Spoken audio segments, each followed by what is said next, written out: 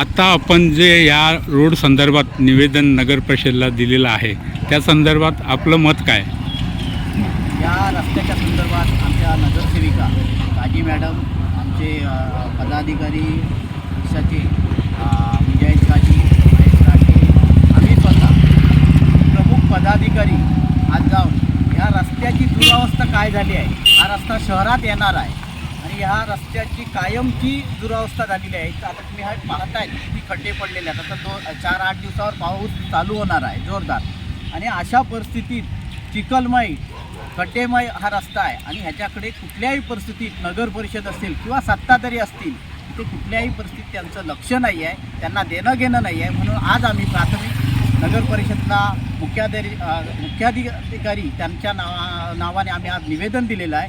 रस्ता तात्काळ दुरुस्ती चालू करा, रस्त्याचं काम चालू करा, अन्यथा आम्ही तुमच्या विरोधात आंदोलन करणार.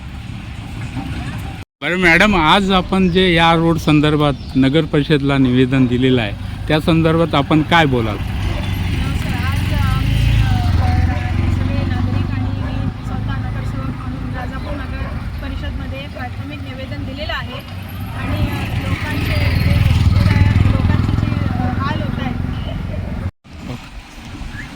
आज आम्ही नगर परिषदला भेट दिली. त्याप्रमाणे आम्ही गेल्या टायमाला CO साहेबांना पण भेटलेलो जाऊन रस्त्याच्या संदर्भात. आम्ही बराच टाईम पाठपुरावा करत आहोत रस्त्याला घेऊन. खड्डे बरेचसे झालेले आहेत रस्त्यात आणि अशी परिस्थिती आहे. ग्रामीण भाग बरेचसे आपल्याला जुडलेले आहेत. कोंडेतड पुलामुळे ग्रामीण भाग जुडलेले असून तिकडून वाहतूक जास्त आहे आणि वाहतूक जास्त असल्यामुळे रस्त्याची एकदम दुर्व्यवस्था झालेली आहे.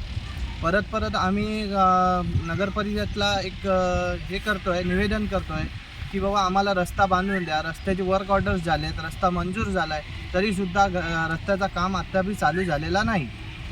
आम्ही आज त्यांना एक प्राथमिक निवेदन दिलं आहे की बाबा आम्हाला रस्ता करून द्या. जेणेकरून जर रस्ता झाला नाही या 8 ते 10 दिवसात तर आम्ही आंदोलनाला बसणार आहोत.